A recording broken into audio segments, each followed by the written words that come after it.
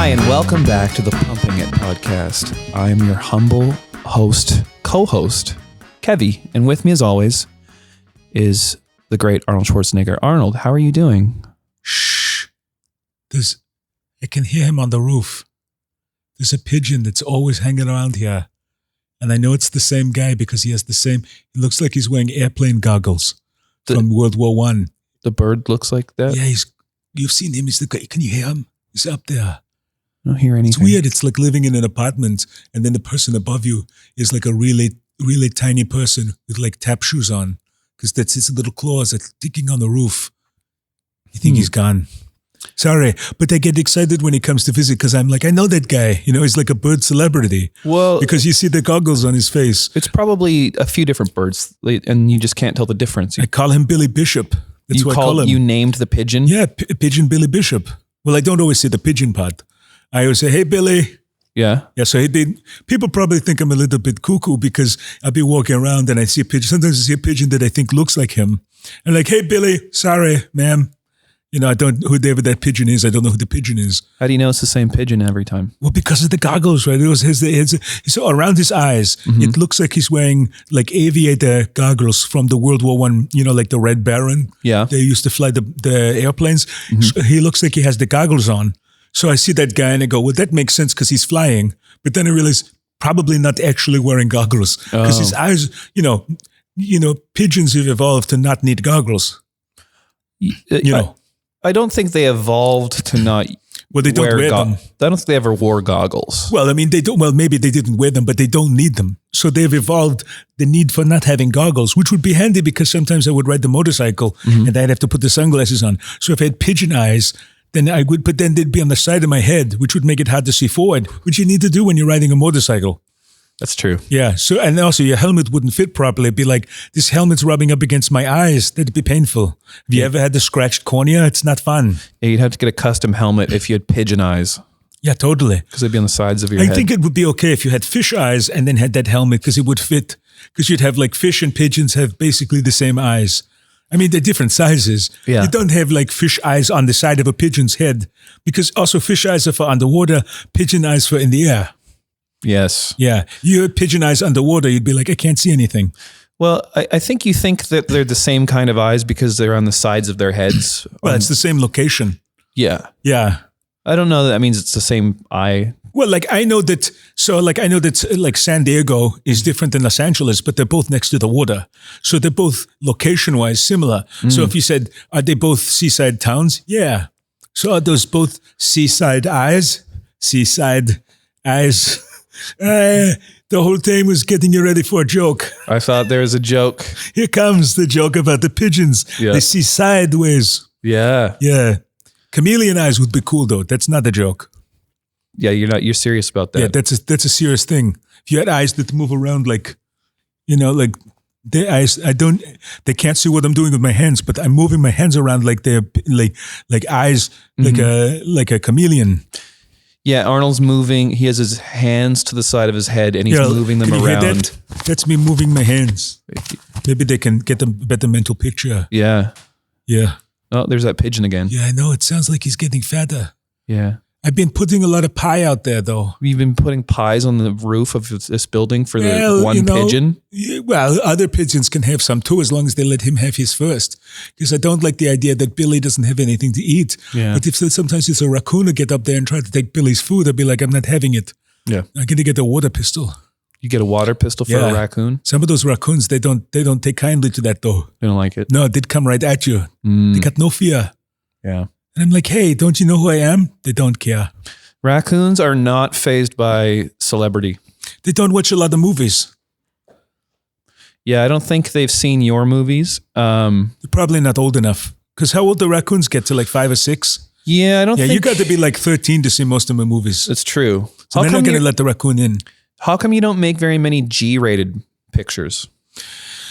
Well, that's a question, because I drive a G-Wagon. Yeah. Which is the Mercedes. But the G-rated pictures, I mean, I don't know. It's like, it made some, but I think it's because, the kind of movies that are always made were like, I was twisting a bad guy's head off or shoving a guy over a steam pipe and he died and stuff. That's not really kid-friendly.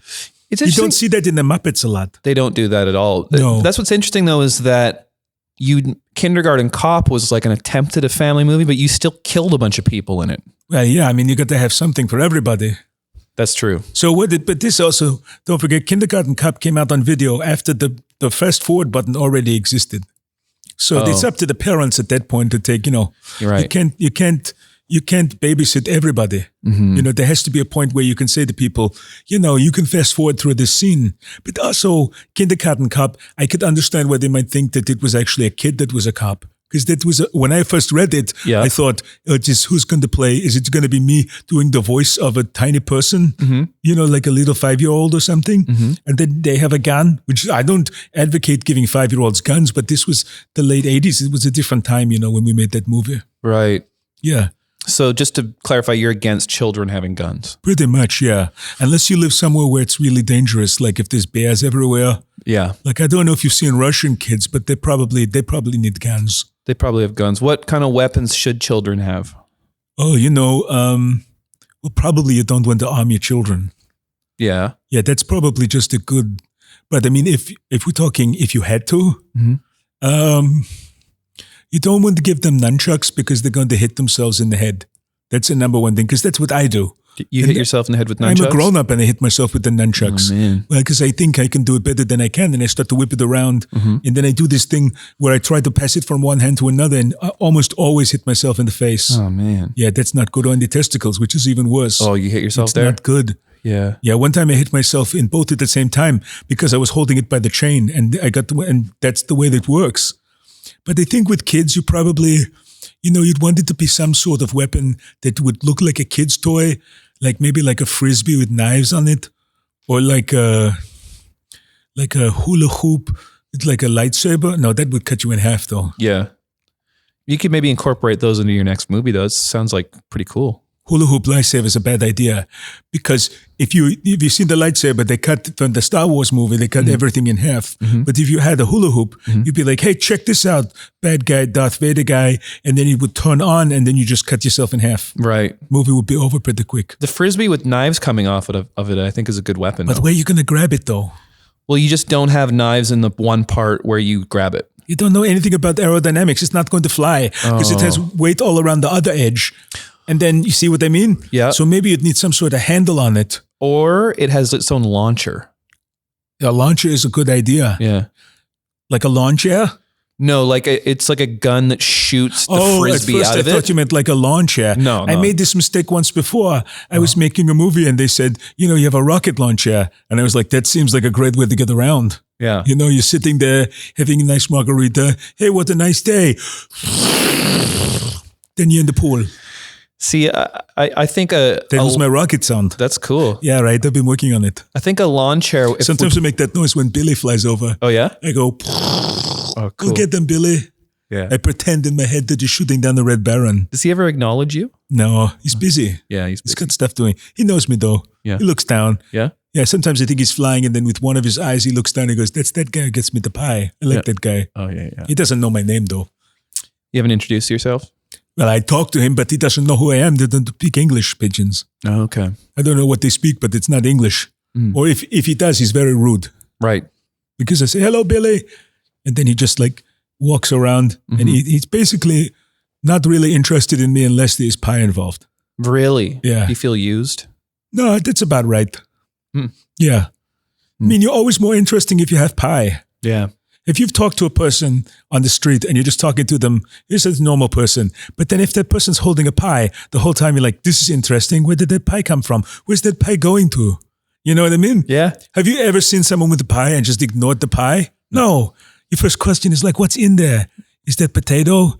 Is that some sort of rutabaga pie, or like maybe the apple? What's in that pie? Yeah. I don't know if it's rude to ask, though. Maybe that's the kind of thing you can ask on your interview show. Yeah, that's a good idea. I like the idea of doing television now. Yeah. Because we talked about this, and I think, maybe it's time, because I'm sort of retired, but, a lot of people are coming, a lot of the movie stars are going to the television now. So maybe I could do something like that. Yeah. But I don't know if the talk show is going to happen. We'll see what happens. Yeah. I mean, but maybe we should do like some other show as well. Yeah? Like what kind of show? Well, I don't know, because I don't know what is popular with the young people these days, because I want to do something that reaches the next generations, you know? Right. Something fun and hip and interesting. Well, what kind of shows do you like? I like a lot of documentaries. Yeah? But you can't just be in those. It has to happen to you. Right. And then they come and make the documentary. You can't show up and be like, I want to be in a documentary about Rubik's Cubes. And they're like, did you invent the Rubik's Cube? No, sorry. That happened to you? No, but I'm saying so you can't audition for a documentary. You can't just show up and be like, hey, can you follow me around and make a movie about, you know, how interesting it is that they have this rocket-powered chair? Yeah. I'm like, do you actually have a rocket-powered chair? No? Well, then we can't do it. But if you build a rocket-powered chair, then people are going to want to know. See, I think the rocket-powered lawn chair, if you put knives on it too, that would be good. Yeah, that would be dangerous though. Yeah. Because it's all fun and games until you stab someone in the calf. That's true. Yeah, that's a good sign you can have at the gym or something. Yeah. So maybe for a TV show, you know, something scripted, something. I ever thought about a sitcom, you know, this kind of sitcoms like the Everybody Loves Raymond, and I thought maybe something like that for me. Like you star in it? Yeah, you know, like it could be this. Right. But then maybe, you know, we have like a couple of sassy kids in it who always say, oh, grandpa or something, and point to me, because I'm too old to be the dad, but they could point to me and be like, oh, grandpa, you don't get it. And I'd be like, that's me. You know, like that'd be my catchphrase. I mean, I'm just spitballing. That's not going to be the catchphrase, you know. Yeah. Like, that's me. You know, that's a pretty good catchphrase, I think. It's not bad, but maybe it's Arnold. It's just my name, but longer, you know. Is that the name of the show? Arnold. Yeah. Yeah, but how would you spell that though? 6 A's and then an H. Yeah, see, you're going to be in committee forever with that, because some executives would be like, too many A's, too many I's, you better come up with a different name. But imagine if it was like a sitcom, like maybe, I don't know, maybe, you know, I don't want it to be action though, because that's what I'm known for. And I'm too old now to be an action star anymore, really. You know, maybe I could do something like Sex in the City, you know, that show? Yep. I like that show. You want to star in a show like Sex in the City? Yeah, well, something like that, but maybe not so provocative. You know, maybe having a good time in the city. Or maybe just holding hands in the city. That sounds more wholesome. Yeah. You know, or there's another show that I like. You like that one, what is with the bald guy and the goatee? Breaking Bad. That one where he sells all the drugs. Yep. Yeah. And then so that's a good show, because then, you know, first you feel bad for him because he has cancer, and then you feel bad for him because he has that terrible meth problem, and then you feel bad for him because he has the goatee. So then you feel all bad for him. And then at the end of it all, I only watched the first 3 episodes. He doesn't have a meth problem, he just makes it. And he chose to have that goatee. Well, that's a problem. You don't like it? You can't have a goatee nowadays. Why? You look like a musketeer without a job. I had the goatee for about 2 minutes once. Really? Yeah, it was because I was playing with firecrackers, and I had a beard at the time, and it burned off half of it. So then I cut off the other side. I looked at myself, I'm like, you're not in Pearl Jam. What are you doing? This was back when goatees were more fashionable too. Right. Yeah, now it doesn't look right, because my face gets wider as you get older, right? Oh, really? Yeah, it's a big face. I think your face looks good. Well, it's not a bad face, but it's a bigger face than it was when I was younger. Yeah. Yeah, your face gets bigger. Oh, okay. Nobody explains that to me. Yeah. Gravity doesn't go sideways. So why is your face getting bigger? Look at Alec Baldwin's head. Yeah. Alec Baldwin's head is twice the size of a regular head. It is? And it wasn't that big before. You've never met him in person. His head is really big. He's a very nice person, but his head looks like a little person in a hamster wheel. It's huge. Really? Yeah, one of those hamster balls. Huge head. Wait. It's lots of hair though. What do you mean a little person in a hamster ball? Like, have you seen that? Well, no, but I'm imagining a approximation of size. You know those ferret balls? Yep. Well, imagine you put the little person in it. You don't need the little person, really. It's just a ferret ball, but on his head. Yeah. But then it had eyes and the hair. Yeah. So he's a big head. Okay. Maybe that could be the show. Just about Alec Baldwin's size of his head? Well, not Alec Baldwin specifically, but they just go on and they talk about, hey, that's crazy. You know, what's going on with this thing? So that's more like Seinfeld stand-up comedy, you know. I could do that. You should do stand-up comedy. Yeah, it's hard to do that much every week, though. Yeah. I could do stand-up comedy. Yeah. But then people, I think that they're not going to find me that funny because they're going to be like, who's this guy, up here talking about all these things? He's a very dignified older gentleman. They don't find the humor in that. I think you have to have something inherently funny about you to do stand-up comedy. And I'm not that funny of a person. That's not true. You're very funny. Well, I mean, I make jokes about the pigeon in the, seaside, but that's a lot of setup for, in the comedy club. Well, you were in the movie Twins, very funny in that. Yeah, that was good. But you've had lots of comedies. There's also someone else writing me jokes. Maybe you can do that for stand-up. Get a ghostwriter. I don't think people want to hear jokes about ghosts. No, a ghostwriter is somebody that you hire to write your material for you. What? Oh, so I would be like, hey, everybody, my name, and then I would actually say my name instead of whoever wrote it for me, because she writes me this comedy, and I go, okay, my name is, whatever, but I have to change it to my name because people will be like, well, we know who you are, right? Yeah. And then I would just said the joke she wrote for me. Yeah. And then maybe you could get like Here, let's try this. You give me a joke and I will do it. Like, okay, tell me a joke to say. Okay. You're really putting me on the spot to just write a joke. Well, no, just anything funny that you think I would say that's funny. Okay. It would be cool if porcupines had jackets, but they're so spiky that they ruin their jackets. So they need a special jacket for their spikes. Okay. So sometimes porcupines are cold, so we need to get them coats and stuff. Yeah. Yeah. See, it was better than mine. You put it into your own voice. I think you're that's the only voice I have. I'm not going to do your voice. I can't do impressions of voices. It's like a phrase to say you put it into your own voice. Like I talked about it, like you talk about it. You talked about it like you talk like about it. Like I talk about it. Yeah. Yeah. Well, that's natural for me. I can do that. I've been doing that for a long time. I feel like your sense of humor naturally is like cute animal things you've noticed about animals that are cute. And what if that cute animal did this weird thing? Oh, so you're like, hey, what if a turtle, instead of feet on the turtle, it had ice skates, and then the turtle just ice skated all the time? Yeah, exactly. But those are ideas, though. That's inventions. Well, you got to punch it up. Okay.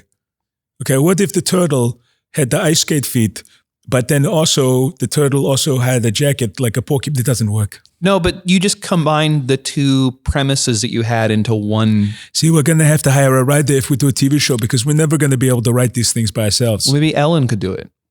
Ellen is very busy, I think. She has a lot going on right now. Yeah. We could get her on the podcast as a guest. Let's do it. Yeah. I'd love to speak with Ellen. One time, well, I don't know, because one time we had, we were having coffee and she threw a chair through a window.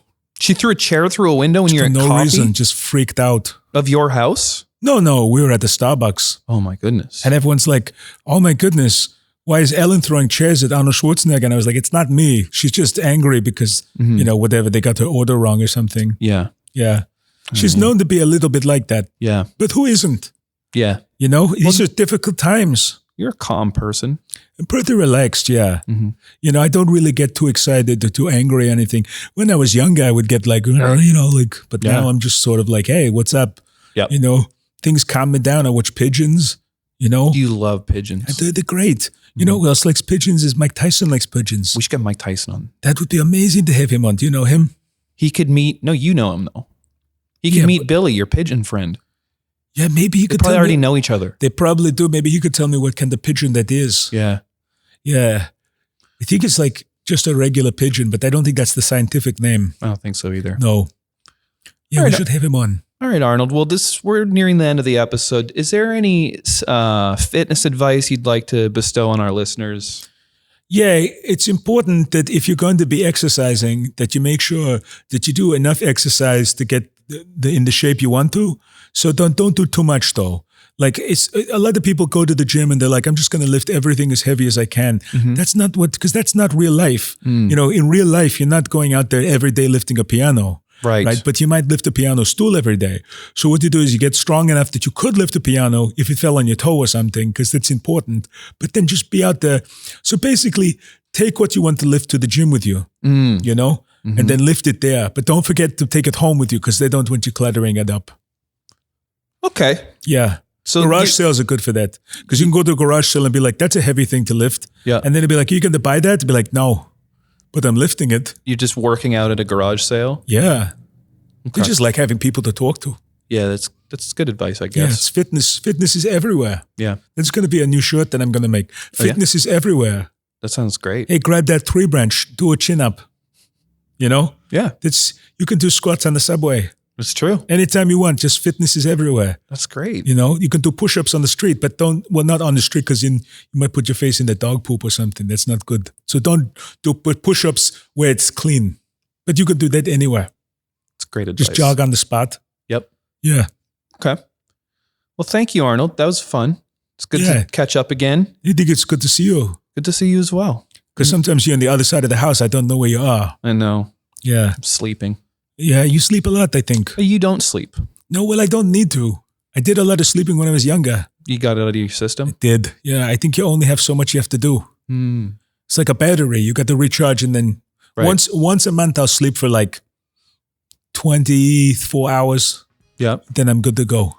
Wow. I get a little sleepy around about the 30th. I get that. Yeah. Okay, Arnold. Thank you very much. Okay.